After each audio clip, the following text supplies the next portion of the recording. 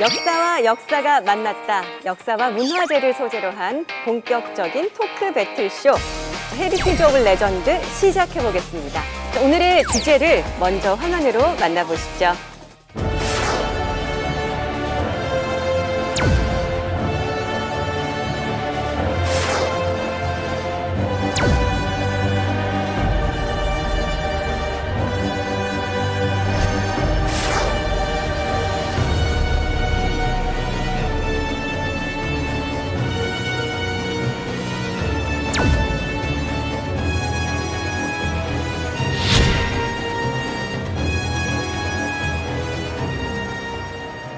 네, 이렇게 6개의 키워드를 만나보셨는데요. 어떤 느낌이 드세요? 약간 이거 영화를 주제로 해서 네. 키워드를 뽑은 게 아닌가. 그래서 약간 보면 뭐 변호인 보면은 네. 국민이 곧 국가다 뭐 이런 얘기 나오고 광해를 보면은 백성을 위한 게 어떤 길이냐 뭐 이런 얘기 나오잖아요. 약간 거기서 키워드를 좀 뽑아내는 느낌이 좀 있어요. 일라이다 씨는 어떤 거? 저는 아까 보니까 프랑스 혁명이 바로 눈에 가장 처음에 들었는데 아마 시민 혁명이 아닐까 싶어도 하고 아닐까요? 아니 두 분이 너무 아니 역사에 대해서 좀 안다 하시는 분들인 것 같아요. 좀 아는 제가 프랑스 뜨니까 뭔가 많이 들었으니까. 오늘 주제는요. 바로 정치 제도의 대결입니다. 유럽의 시민 정치 그리고 조선의 민본 정치에 대해서 비교도 해보고 또 각각의 특징들에서 이야기를 나눠볼까 하는데 오늘 함께해 주실 두 분을 소개해드리겠습니다. 심용환 소장님은 조선의 민본 정치에 대해서 알려주실 거고요. 그리고 송용진 작가님은 시민 정치에 대해서 이야기를 나눠주실 겁니다. 두 분 그러고 보니까 용자가 중간에 들어가세요. 한국 남자 이름의 절반의 용자가 들어가거든요. 이상한 걸 엮으려고 하시는 거예요. 아 그래요? 예. 아니 왜 용은 또 색다른 의미가 있잖아요. 아 이거 얼굴 용자 써서 제가 용용자 아니에요. 아 용용자 진짜예요? 용용자 아니에요. 100% 용용자라고 생각했습니다. 용진 작가님은 얼굴 용자인가요? 아닙니다. 저는 제가 무슨 용자인지 잘 모르겠습니다. 한자가 너무 어려워서. 다 틀렸네요.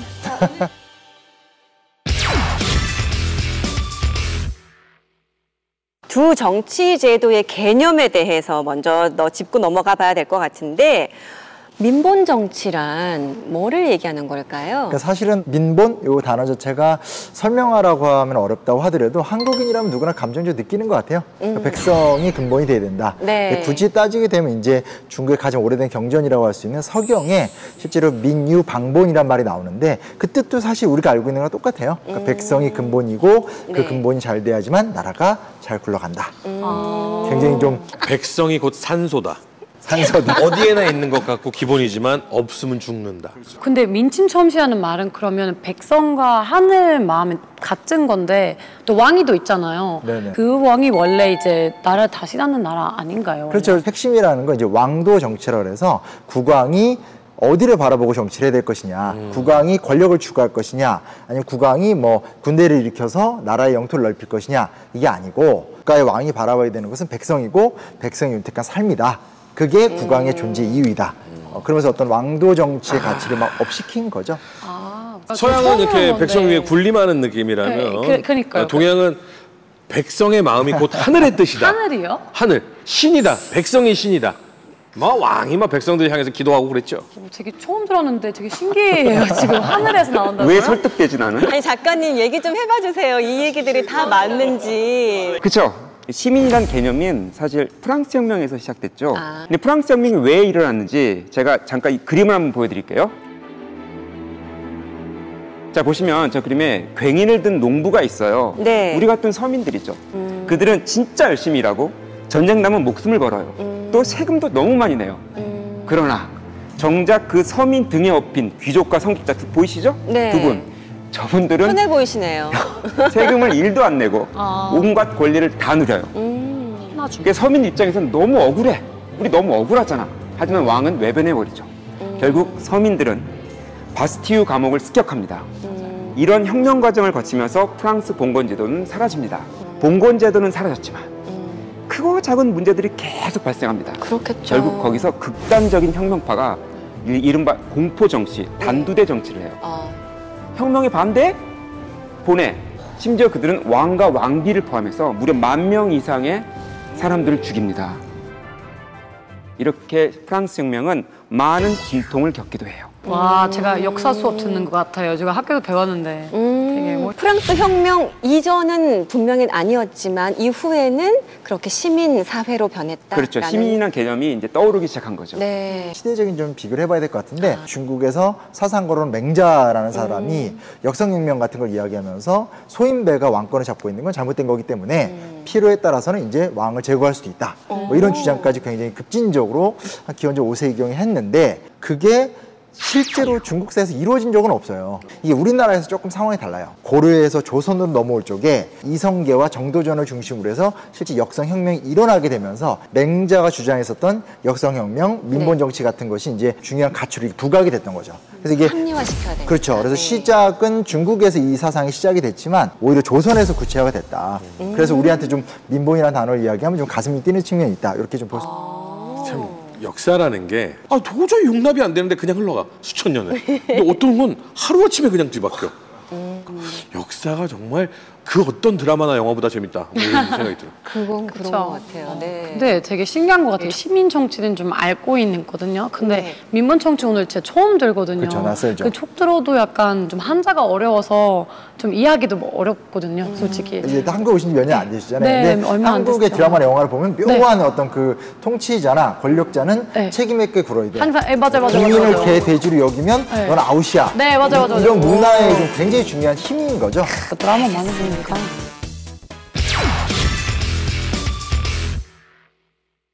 백성의 마음과 하늘의 마음이 같다는 민본 정치, 그리고 백성의 주체가 되는 시민 정치, 이 두 정치의 키워드는 바로 백성이 중요하다. 묘하게 차이는 또 있어 보입니다. 네. 가장 큰 차이라는 것은 시민에게 권력을 주냐 마냐인 거죠. 그러니까 18세기 후반에 등장했었던 이제 프랑스의 시민혁명이라는 것 자체가 이제 공동체 전원이 정치에 참여해서 책임 있게 행동을 해야 된다라는 데서 이제 좀 차이를 보이게 되는 거고, 이제 그에 비해서 이제 민본 정치라는 것은 오늘의 입장에서 그런 시민 정치를 인정을 하더라도 그럼에도 불구하고 투표를 통해서 결국은 위정자를 뽑지 않냐. 그러니까요. 그러면 그 위정자는 정말 책임 있게 굴어야 된다. 그런 의미에서 여전히 이 민본 정치라는 가치는 죽지 않았다. 이런 부분에서 의미가 있다. 하면서 제가 약간 이제 송 작가님 디스하고 있는. 방송을 좀 이렇게 갈려야지 재미거든요. 아니 그러니까 민본 정치의 기본을 보면 정말 우리가 잘 살아야 돼라고 하는 주체가 백성이기 때문에 왕만 훌륭한 마인드를 가지고 있으면 그 어떤 제도도 넘어설 수 없는 제도 같다라는 생각이 들어요. 근데 시민 제도를 보면 모두에게 권력이 있는 거잖아요.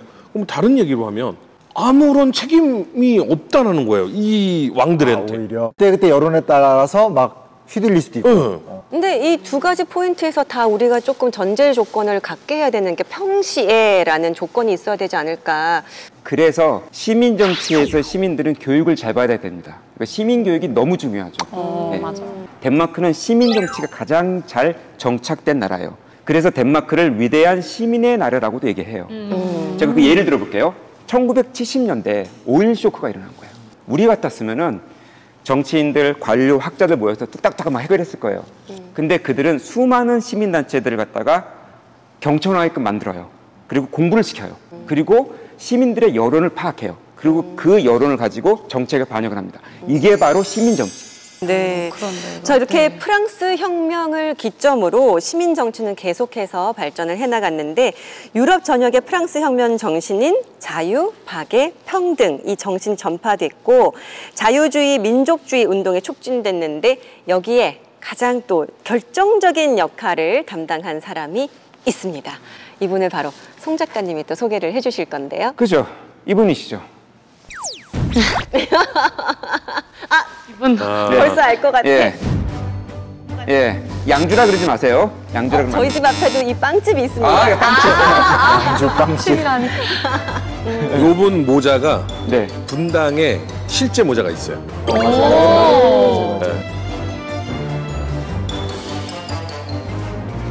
그 마렌고 전투라고 그 나폴레옹이 이탈리아를 쳐들어가면서 이제 되게 유명한 장군이 되는데 그때 썼던 모자를 이제 한국 사람이요? 한국에서 입찰해서 우리가 갖고 있어요.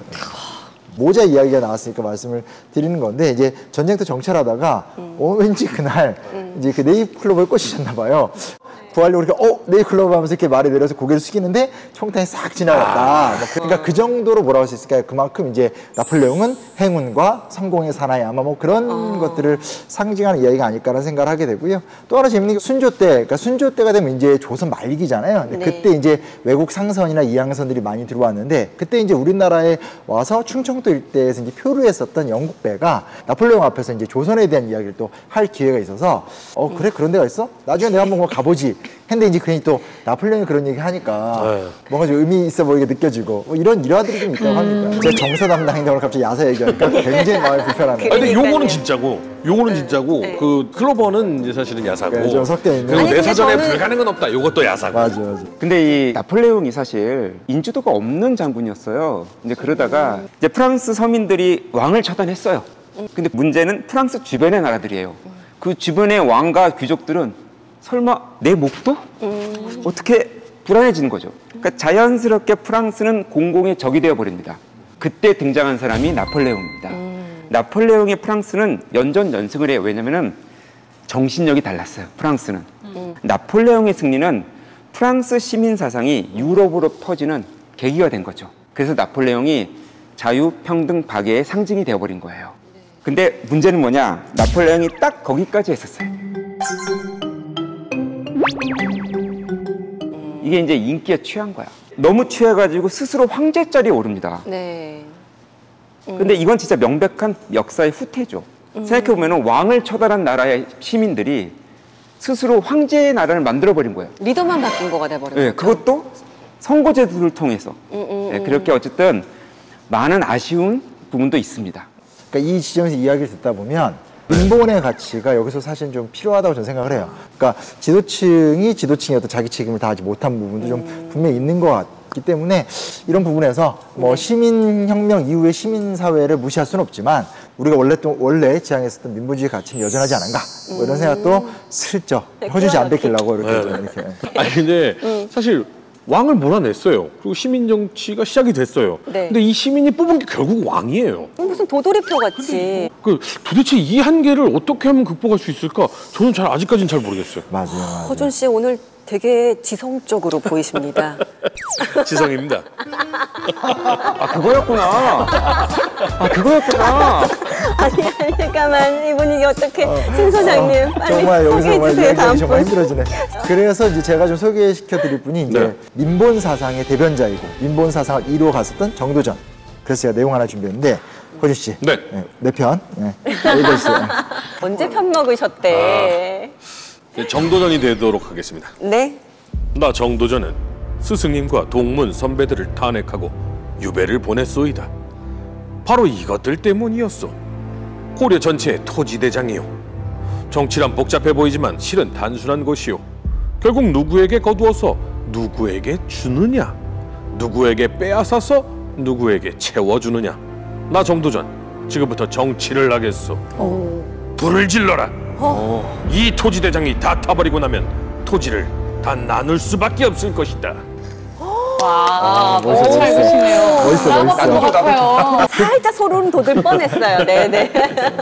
아, 근데 들어보니까 이거 조선시대에서 도지폰배를 이렇게 하나요? 1391년, 그러니까 조선왕조가 등장하기 1년 전에 토지개혁, 과전법이라고 하는 토지개혁을 하고 나라가 세워진 거거든요. 네. 이런 나라가 사실 거의 없어요. 그러니까 이걸 이제 주도했던 사람이 정도전인데 이 사람은 이제 고려시대 때 지방 향리의 자제로 태어났고 문제의식이 굉장히 강했어요. 그래서 국민왕 시대 속에서 아주 활발한 활동을 하다가 네. 이런 거 있잖아요. 그 모난돌이 정 맞는다. 정 맞는다. 눈에 띄네? 그래서 이렇게 막 유배 보내버리고. 네. 그래서 실제로 종신형이라고 해서 그러니까 평생을 이제 저주받은 사람처럼 이렇게 낙인을 찍은 거죠. 네. 근데 그게 많은 학자들이 기록은 안 남아 있는데 이때 정도전이 변했을 것 같다. 8년 9년을 민중들과 살면서 민중이 어떻게 삶을 사는가. 그러니까 그 전까지 그냥 앉아서 책 보면서 그렇죠.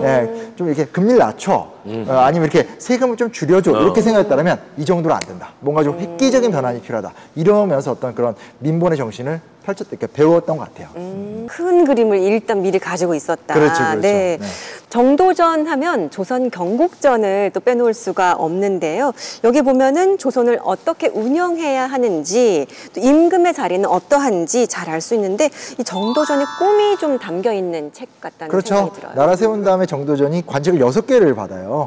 요즘으로 말하면 국무총리, 뭐 내무부 장관, 외무부 장관, 국방부 장관 6개를 해요. 그래서 이때 실제로 조선 경국전 같은 법전도 만들고 네. 고려국사 같은 역사책도 쓰고 심지어 음악서 같은 것들도 만들거든요. 그러니까 국가 전체를 다 설계를 하는데 네. 그중에 중요한 게 조선 경국전이죠. 왜냐? 네. 국가는 법을 운영해야 되고 그리고 왕은 세습을 하지만 실제로 국가를 운영하는 것은 이제 결국은 사대부들에 의해서 운영이 돼야 된다라고 본 거고, 그러한 통치의 결과라는 것이 계속 우리가 이제 계속 이야기하고 있던 민보원이라는 것들, 자영농을 육성하고 백성이 농민 경제 속에서, 농촌 경제 속에서 행복하게 살아갈 수 있는 어떤 그런 시스템을 만드는 데 집중을 했기 때문에 네. 혁명을 하려면 이렇게 하는 거고 혁명의 결과는 이런 사회를 만드는 거다 라고 하기 때문에 우리가 이제 그런 이야기할 때 굉장히 좀 가슴도 뜨거워지고 실제 전 세계 사적으로 찾아보더라도 전근대 사회에서 이런 예는 굉장히 드물거든요. 아, 걱정하고 힘이 돋네요. 자신감 생기고 역시 민본.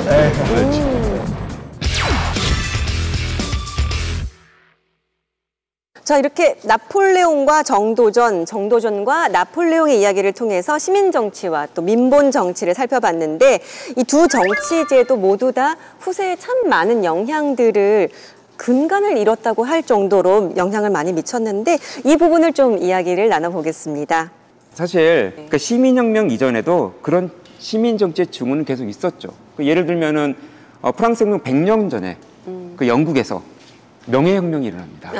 왕이 스스로 권력을 의회에 줘버리죠. 네.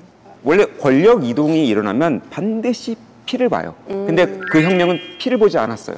그 사람들이 glorious, 영광스럽다, 영예롭다. 그래서 네. 명예혁명이 된 거죠. 또한 20여 년 전에는 미국이 영국으로부터 독립을 하죠. 근데 그 영국 독립선언서에는 생명권, 자유권, 행복보장권이 명시돼 있어요. 게다가 우리에게 잘 익숙한 국가 권력은 국민에게 나온다. 그렇게 무르익다가 그게 프랑스 혁명에서 터진 거죠.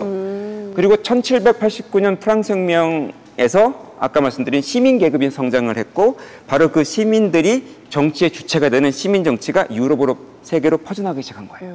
민본이라는 건 고전적인 주제고 우리가 이야기했던 게 이제 1392년 이때니까 14세기, 25세기 이야기잖아요. 근데 이제 지금 말씀하신 거 아무래도 이제 17세기, 18세기의 이야기인 거고 지금 말씀하신 것처럼 결국은 이제 권력의 이동이라는 것, 그리고 그 안에서 가장 중요한 건 권력의 이동도 있지만 그거 같아요. 그러니까 이것이 이제 시스템화가 되는 거죠. 그러니까 우리가 이제 우리의 방식으로 통치를 했다라면 지금 말씀하신 대로 의회가 있고 권력이 3분화가 되고 투표를 통해서 대표자를 뽑게 되고 이런 것들이 이제 세팅이 되는 거니까 네. 그런 부분에서 이제 그걸 부정하면서 민본을 이야기하면 이제 막 독재를 옹호하거나 그러니까 민본이라는 거는 저희는 왕정을 뭐 찬양하는 게 아니고 이 민중을 가장 중요시 여기는 정치 제도를 얘기하는 것이지 뭐 왕이 최고야 아니면 뭐 권력자들이 있어야 돼 뭐 이런 얘기를 하는 건 아니니까. 그렇죠, 그렇죠. 네.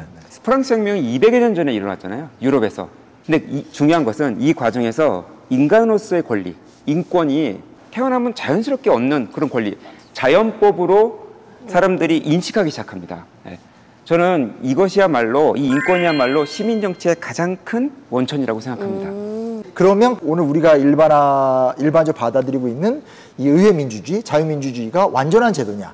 그건 아닌 것 같아요. 그렇죠? 뭐 노동자 문제라든지 특히 최근에 이제 여성 문제, 젠더 이슈 이렇게 새로운 이슈들이 나오기 때문에 그런 문제들을 생각하면 과연 과거의 이야기를 무조건 좋다고만 할 수 있는가? 새로운 좀 대답들을 찾아야 되지 않는가? 이런 고민들도 같이 해볼 수밖에 없을 것 같아요. 네, 오늘 이렇게 동양과 서양의 정치 제도에 대해서 이야기를 나눠봤는데 오늘 함께 해주시면서 어떤 선택을 하실지 궁금합니다. 뭘 선택하시겠어요?